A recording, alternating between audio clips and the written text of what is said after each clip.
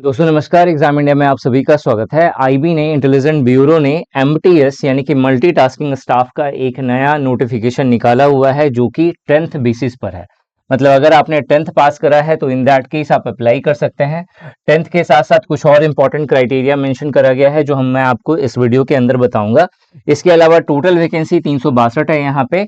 तो इस वीडियो में हम लोग इस स्पेशली आईबी का एमटीएस का क्या नोटिफिकेशन डिटेल है, job profile, salary structure, growth किस तरीके से होगा, प्रमोशन कैसे आपको मिलेगी और एग्जाम पैटर्न और सिलेबस क्या होगा, इस चीज को हम लोग डिस्कस करेंगे। सो वन बाय वन करके सबसे पहले तो इंपॉर्टेंट हाईलाइट समझ लो।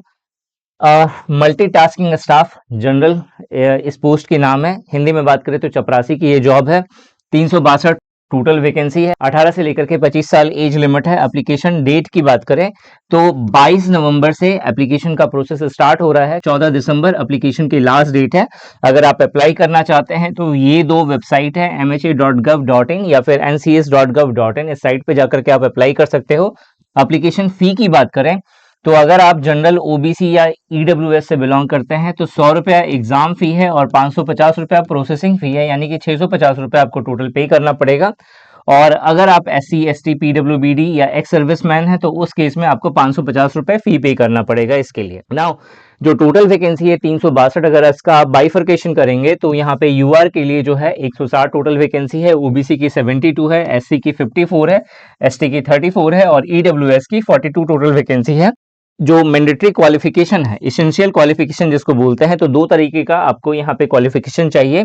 एक है आपके पास 10th क्लास का सर्टिफिकेट होना चाहिए, आप 10th पास हो, ठीक है। इसके अलावा जो है डोमिसाइल इंपॉर्टेंट है। आप जिस स्टेट से अप्लाई करना चाहते हैं उस स्टेट का डोमिसाइल अगर आपके पास है तभी जाकर के आप इसके लिए अप्लाई कर सकते हैं। एज लिमिट की बात करें तो जनरल कैटेगरी से अगर आप बिलोंग करते हैं तो 18 से 25 साल एज लिमिट है।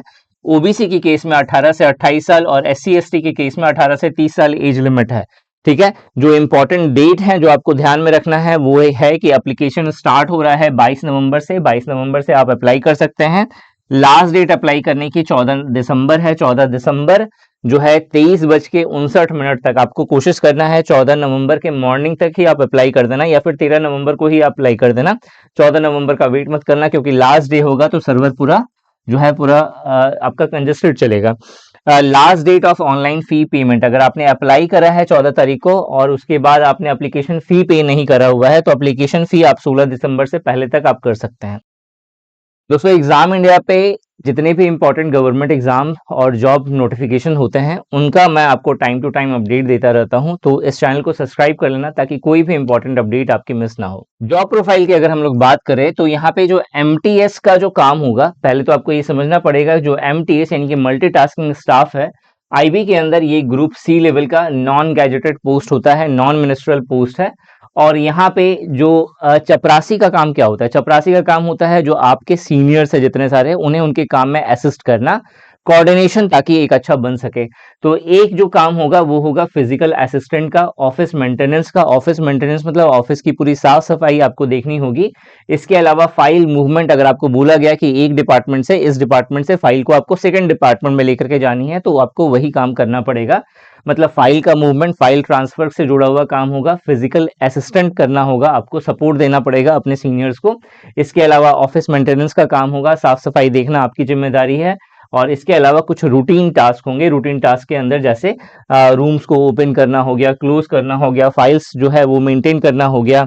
इसके अलावा जो है लाइट्स मतलब ऑफ हैं या ऑन है इस चीज को चेक करना, इक्विपमेंट्स को सही जगह पे रखना, ये सारा काम आपका होगा। नेचर ऑफ जॉब में बात करें तो प्योरली जो है सपोर्ट स्टाफ रोल।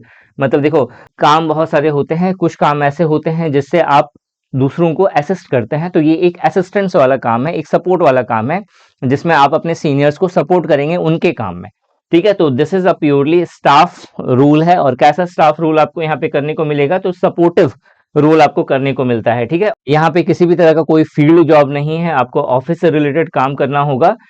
इसके अलावा कोई भी फिजिकल और मैनुअल टास्क जो है यहाँ पे वैसे कुछ है नहीं, लेकिन आपको बोला जा सकता है, जैसे कि बोल दिया गया, जैसे आपने सुना भी होगा कि जनरली जो है छोटे क्लास के जॉब में जो है आपको बोल दिया जाए कि भाई ये काम कर दे मेरा पर्सनली, तो आपको करना पड़ता है बहुत केसेस में, अगर आप उसके सामने वाले की रिस्पेक्ट करते हैं तो उस तरीके का भी कुछ कुछ काम होगा जो आपको करना होगा यहाँ पे। तो ये IBMTS के अंदर जो है जॉब प्रोफाइल अगर समझिएगा तो यही था। ग्रोथ और प्रमोशन की बात करें तो सबसे पहले जो मल्टीटास्किंग स्टाफ MTS की पोस्ट में जब आप रिक्रूट होते हैं, तो अगर आपके पास क्वालिफिकेशन अच्छा है, मतलब अगर आपने 10th पास के अलावा भी कुछ फर्दर करा है या फिर फ्यूचर में अगर आपने कर लिया, ठीक है, और अगर आप इफिशिएंट है, तो इसके बाद जो नेक्स्ट पोस्ट होती है वो होती है LDC की, लोअर डिवीजन कलर की। उसके बाद अपर डिवीजन कलर का जो है आपको पोस्ट मिलता है, और उससे ऊपर जो है असिस्टेंट या सीनियर असिस्टेंट के पोस्ट पे आप रिक्रूट हो सकते हैं यहाँ पे।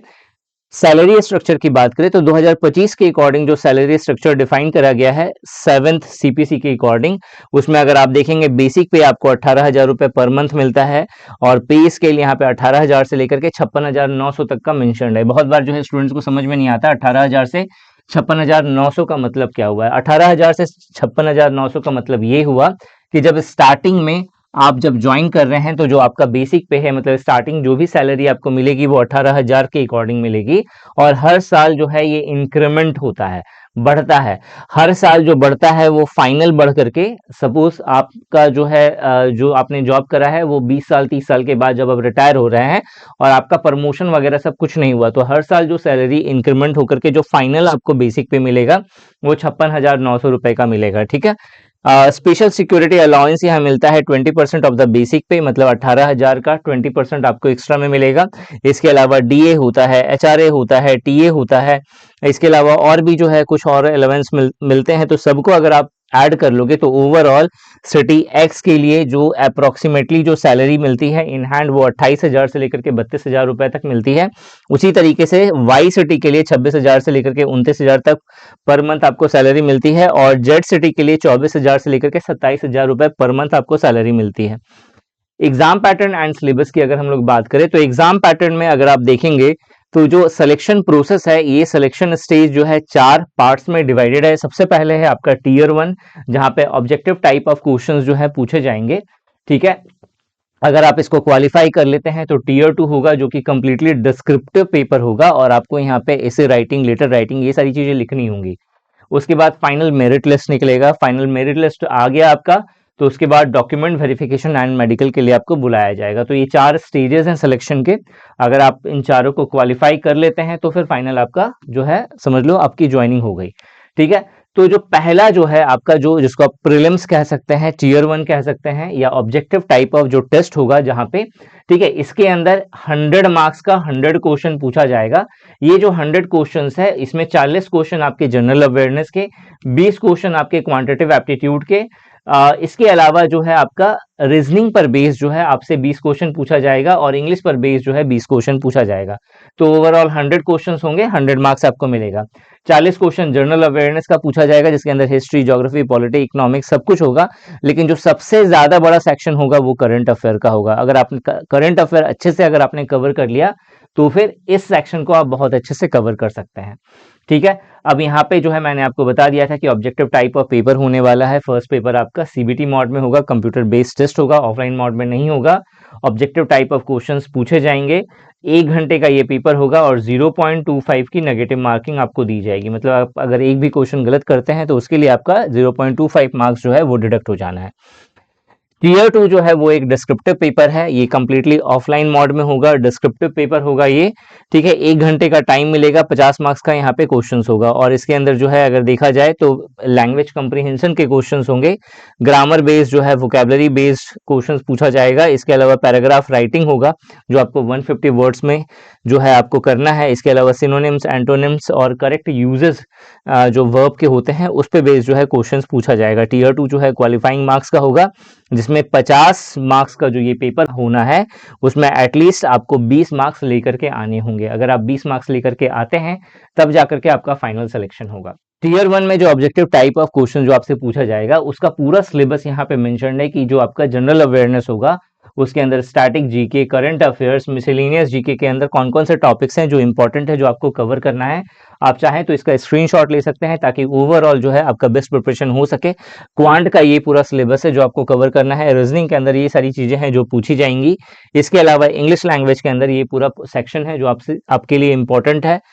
जो टीयर 2 होगा, टीयर 2 के अंदर पैराग्राफ राइटिंग होगा, इंग्लिश कंप्रीहेंशन, इसके बारे में भी मैंने पहले बताया था। ये पूरा सिलेबस है, आप इसे नोट डाउन कर सकते हो। और अगर आप इसका बेस्ट प्रिपरेशन करना चाहते हैं, निशांत ई एकेडमी का एप्लीकेशन प्ले स्टोर से जरूर डाउनलोड कर लीजिएगा, जहां पे आपको चीप एंड बेस्ट प्राइस पे इससे रिलेटेड सारे कोर्सेज, टेस्ट सीरीज आपको दिख जाएंगे। इस वीडियो में यही था। Thanks for watching this video and wish you good luck for your paper.